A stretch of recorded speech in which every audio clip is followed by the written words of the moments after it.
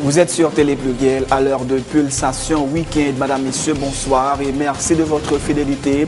Bienvenue dans ce journal. Au sommaire de l'actualité, Port-au-Prince se prépare à accueillir les 18 et 19 février le 24e sommet des chefs d'État et de gouvernement de la CARICOM.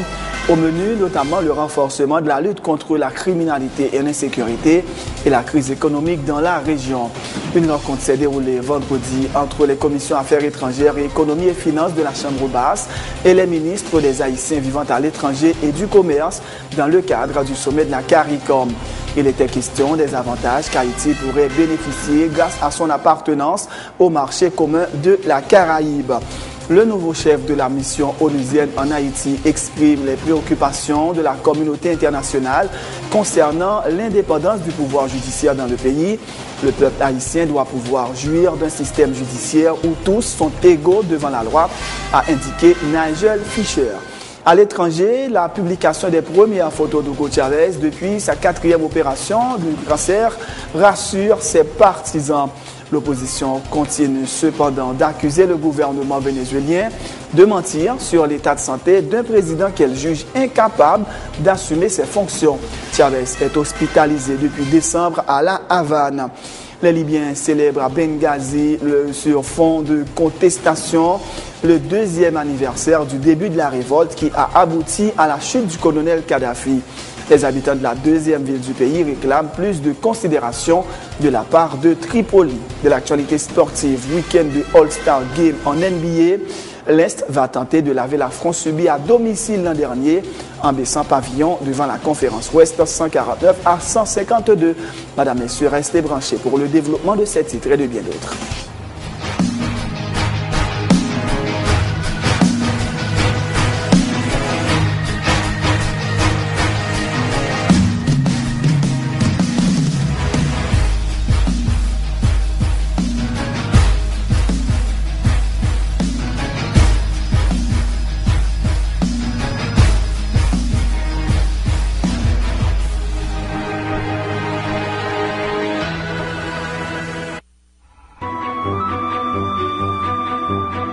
La chute d'eau se jette dans 4 bassins très profonds d'un bleu éclatant.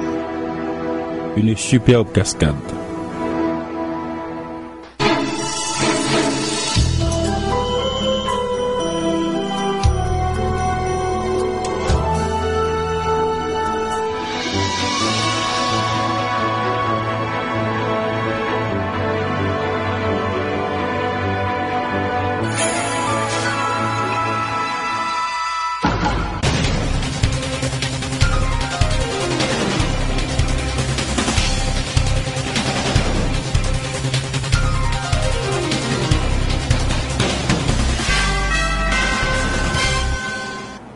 De Rechef, bienvenue dans le développement du journal. C'est ce lundi 18 février prochain que s'ouvrira à Port-au-Prince le 24e sommet des chefs d'État et de gouvernement de la communauté de la Caraïbe CARICOM.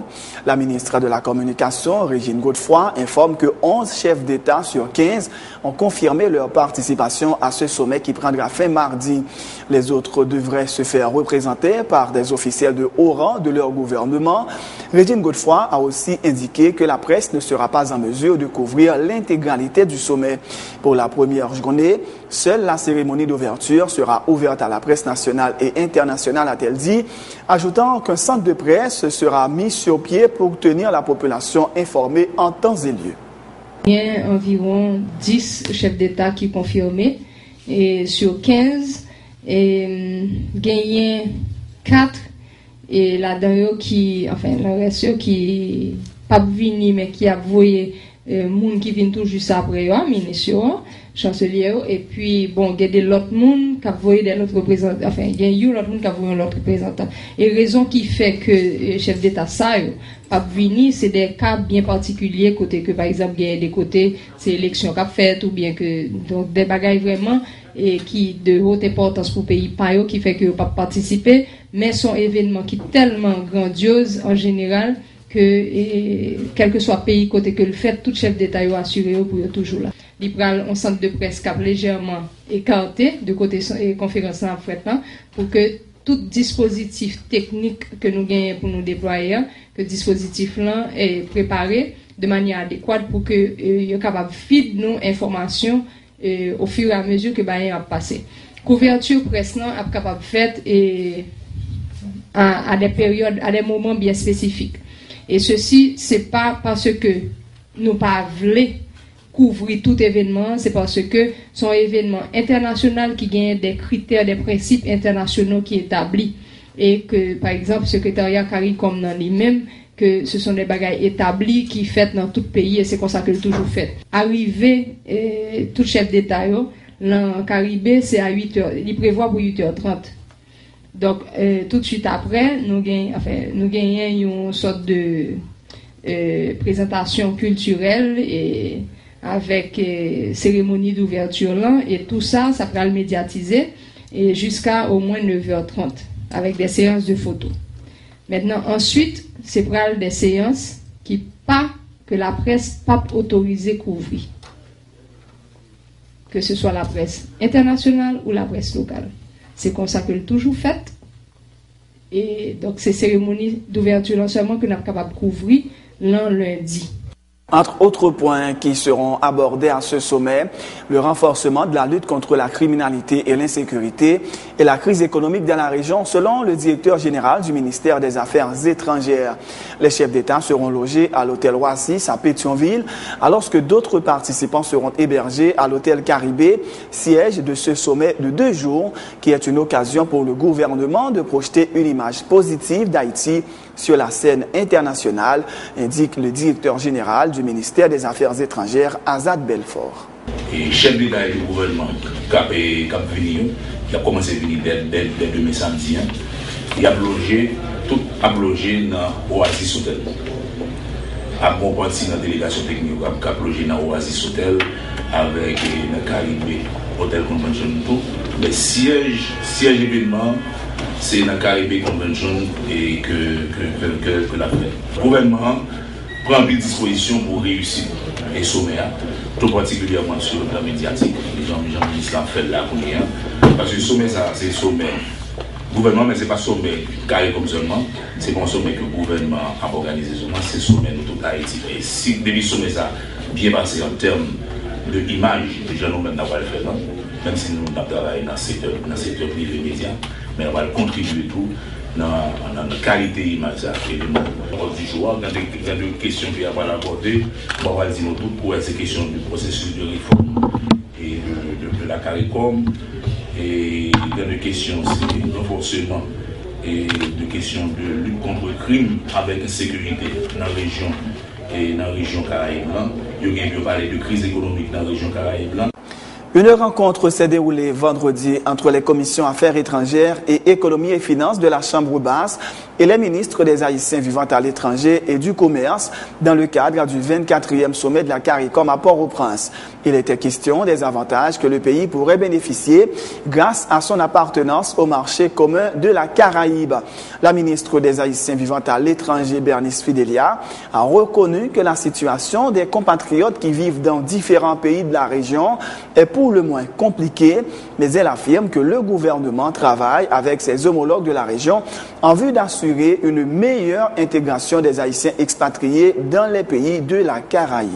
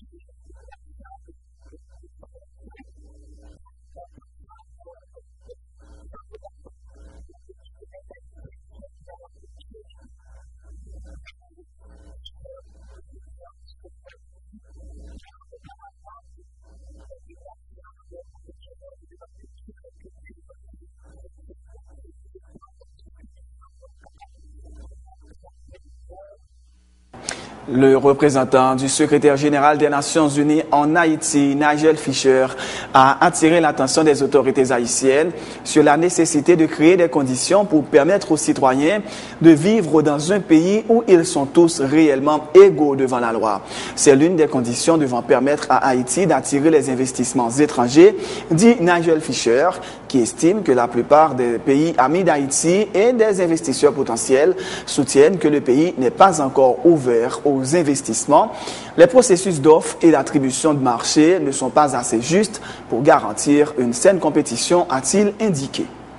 Il y a un an, nous célébrions des succès, comme la création du Conseil supérieur du pouvoir judiciaire, la publication des amendements constitutionnels et une amélioration de la sécurité, notamment en termes de violence, d'homicide et de cas de kidnapping. Mais aujourd'hui, l'impression générale qui prédomine au sein des membres du Conseil de sécurité et des amis d'Haïti, c'est celle d'une impasse. Il y a bien sûr eu des progrès, mais ils ont été beaucoup plus lents que ceux auxquels nous attendions au début de 2012. Les investissements n'ont pas atteint le niveau espéré.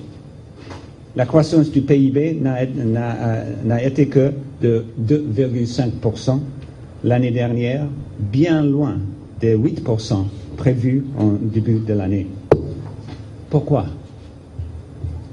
Oui, on peut blâmer les partenaires extérieurs pour leur lenteur à débourser l'assistance promise. Mais le problème est bien plus large. Lorsque les amis d'Haïti et les investisseurs potentiels se demandent si Haïti est ouverte aux affaires, si Haïti est open for business, certains répondent oui, mais la majorité, après un temps de réflexion, disent pas encore. Pourquoi cela? Eh bien, d'abord à cause des processus d'offres, de contrats et d'attribution des marchés. Peu d'acteurs les considèrent suffisamment justes et transparents pour garantir une compétition saine. Le président Martelly a identifié ces questions comme des problèmes nécessitant des réformes pour garantir la protection des investissements, tout comme les douanes et les impôts, ainsi que les conditions de création d'entreprises. Mais ces réformes sont toujours en cours. D'autres amis d'Haïti ont exprimé leurs préoccupations concernant l'indépendance du pouvoir judiciaire. Il est primordial que la justice puisse faire son travail de manière indépendante et que les garanties de procédure soient respectées. Le peuple haïtien doit pouvoir jouir d'un système judiciaire où tous sont égaux devant la loi. Autre point de l'actualité, le coordonnateur de la CONASOVIC, Rosemont Jean, a été entendu jeudi dernier au cabinet d'instruction par le juge Jean-Sonnel-François dans le cadre des poursuites engagées contre l'ex-président Jean-Bertrand Aristide pour abus de confiance, vol, association de malfaiteurs et escroquerie. Rosemont Jean accuse Jean-Bertrand Aristide d'être à l'origine de la faillite des coopératives. Le coordonnateur de la CONASOVIC est à nouveau convoqué le vendredi 22 février prochain. Nous avons déposé une plainte dans le parquet. Côté nous-mêmes, société victime coopérative, nous faisons nos parties civiles. Nous demandons à ce que la justice haïtienne, ou bien le parquet, mette action publique en mouvement contre Mounsayo, tant que David Chéry, Pierre-Wilfried Bouka, Kadek, Gilio Eliver, le compagnon Manuel Oyol, Henri Opetiot, ancien directeur Conseil national coopératif, Jean-Bertrand Aristide, ancien président de la République, c'est deux monde qui participaient dans le vol, dans le crime coopérative là, puisque la justice, à travers code pénal haïtien, il dit lorsque au Québec ou suspect au monde participer dans des associations malfectées, dans des bagailles criminels, que côté pour voter plainte, et bien voter plainte, et bien c'est dans objectif ça, le cabinet d'instruction t'a invité nous pour que nous venions pour yo t'étendre nous, pour yo t'être capable auditionner nous. Ça qui sorti en gros, c'est que juge là pour nous. La fait travailler ou connaît cabinet d'instruction, bah yo secret, m'pa dit, m'pa autoriser dit ça que tape dit à ça que tape. Celle ça me garantit. Petit détail là, c'est que moi même me garantis et la presse haïtienne nous garantit population que a bien justice qui rend, a bien réparation pour victimes coopératives. Deuxièmement, ça qui est important, c'était communiquer à la justice tout document palpable, tout document qui est capable de montrer que ancien président ici gon pratique déjà dans ça relé détournement l'argent. Hein? Ça veut dire c'est pas la première fois, nous avons des documents côté nous montrer côté de 2001 à 2004, ancien président ici détourné dans caisse l'État près de 800 millions de dollars américains, documents dans nous. Nous montrer côté président ici voyer sous compte Irakos Ben qui est avocat près de 28 millions de dollars américains au détruisement de la population. Hein? Ça veut dire nous montrer tout que toi qui te con recevoir l'argent coopérative banque centrale te fait saisir sur yo à nos jours nous va même compte l'argent fait face à face la venir président qui pour paraître la venir et nous là nous même le vendredi 22 février, nous pour nous comparer encore devant le juge d'instruction. Et puis, victime, ça veut dire, pour moi qui ai confiance à la justice. Avec un pile certitude, au dit président Jean-Bertrand Aristide, il a venu pour face à face, son garantie, juge d'instruction, bah où? Le juge d'instruction n'a pas pour nous garantir. La justice doit nous garantir que nous avons une république qui est la République d'Haïti, nous pas une république qui est Jean-Bertrand Aristide. Personne ne pas au-dessus de la loi. Que vous mettez ban dans la rue, vous mettez chimé pour faire bruit, c'est blague. Ou pas venir en Haïti ou pour aller de l'autre côté. Si nous n'avons pas une solution en Haïti, nous avons traversé l'autre bloc. Tout à fait autre chose. Le prince Albert II de Monaco a procédé vendredi à Port-au-Prince à l'inauguration d'une école qui porte son nom. Construite dans les locaux du centre Jesquio au bicentenaire, l'école Prince Albert II de Monaco dispose de 10 salles de classe, d'une bibliothèque et d'une cantine self-service. D'une superficie de 1200 mètres carrés, l'école, qui compte actuellement 160 enfants, peut accueillir environ 400 élèves, selon le directeur des centres Jesquio, le docteur Jean William, qui plaide pour la scolarisation de tous les enfants du pays, les plus démunis en particulier. Pour sa part, le père Brière Aupont, directeur du bureau diocésain de l'éducation, chargé de la gestion de l'école Prince Albert II de Monaco, attire l'attention des autorités sur la nécessité d'implanter d'autres établissements scolaires dans la zone afin de répondre à la demande du milieu. Tour à tour, Dr William Pape et le père Brière Aupont au micro de Jonas Doriska et Claudie Adam. Cette école peut accueillir jusqu'à 400 étudiants en 2 vacations par rotation, matin et après-midi. Elle comprend 10 salles de classe, une bibliothèque, un vestiaire, une salle d'information, une cafétéria et 6 toilettes de 6 cabinets chacune. En outre, un repas équilibré est fourni quotidiennement à tous les élèves de l'école grâce au support du programme alimentaire mondial PAM afin de faciliter leur développement cognitif et leur fonctionnement quotidien. Ils bénéficient également d'examens cliniques complets et ont accès à des services dentaires, ophtalmologiques et nutritionnels qui sont offerts sur le même campus. Des terrains de basketball et de volleyball sont également aménagés pour les activités sportives des élèves sous la supervision de moniteurs engagés à cet effet. Un terrain de football sera bientôt disponible. Le développement d'Haïti passe obligatoirement par celui des populations des bidonvilles dont la scolarisation est le fer de lance. L'école Prince Albert II de Monaco est un des instruments de ce développement. De la principauté de Monaco par-delà l'Atlantique, l'école Prince Albert II de Monaco de Port-au-Prince est une lueur d'espoir pour des milliers de petits Haïtiens démunis qui ne connaîtront peut-être jamais Monaco, mais se souviendront toujours que c'est grâce à la générosité de son Altesse, le Prince Albert II de Monaco, et des Monégasques qu'ils peuvent aujourd'hui rêver d'un avenir meilleur. L'Église, de notre part, au moyen du BDE, Bureau diocésain d'éducation, promet d'accompagner ces enfants dans l'intégralité de leur formation et compte aussi sur l'appui sans faille de l'État, plus particulièrement du ministère de l'Éducation nationale et de la formation professionnelle, afin de pouvoir atteindre cet objectif, tout en respectant la vocation de l'école Prince Albert II et aussi la volonté des donateurs. Nous demeurons attachés à une formation de qualité pour ces enfants. Cette seule école dans ce milieu si populaire ne pourra jamais répondre adéquatement aux besoins du nombre d'enfants non encore scolarisés. Monsieur le ministre de l'Éducation nationale et de la formation professionnelle, il revient aussi et surtout à l'État d'endosser ses urgentes responsabilités.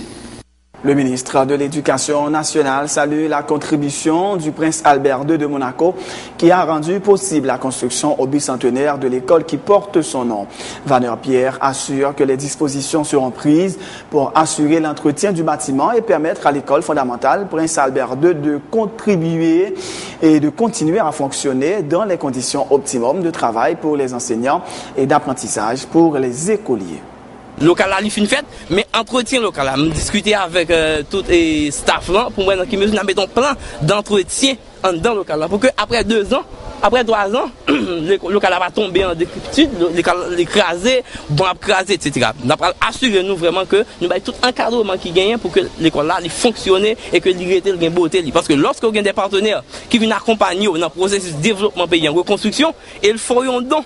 Et puis après 2-3 ans, on regarde ouais donc bon ça c'est du gaspillage. Donc faut que nous assurer nous-mêmes que on maintient vraiment efficace qui fait de local là et que si nous continuer à apprendre dans un environnement qui approprié. Parce que m'a dit nous, un bâtiment scolaire lié tout à ça gain comme personnalité. Parce que si nous dans le vin là dans un bâtiment scolaire qui est très belle etc. là bien apprendre, il senti un sentiment de fierté qui dégage. C'est pas même bagarre avec Sylvine là crasé, il y a l'école qui est en battante. Donc je dis faut faire effort pour nous dans qui mesure qu'à améliorer ça remplacer parce que c'est pas des conditions appropriées de travail pour enseignants et d'apprentissage pour élèves. Préoccupation gouvernement c'est garantir un accès à l'éducation à tout le monde, quel que soit côté lié. Et pour nous faire nous pas gagner l'autre option que construire en masse. Ça veut dire, aujourd'hui, c'est à peine 20% par clan qui pour l'État.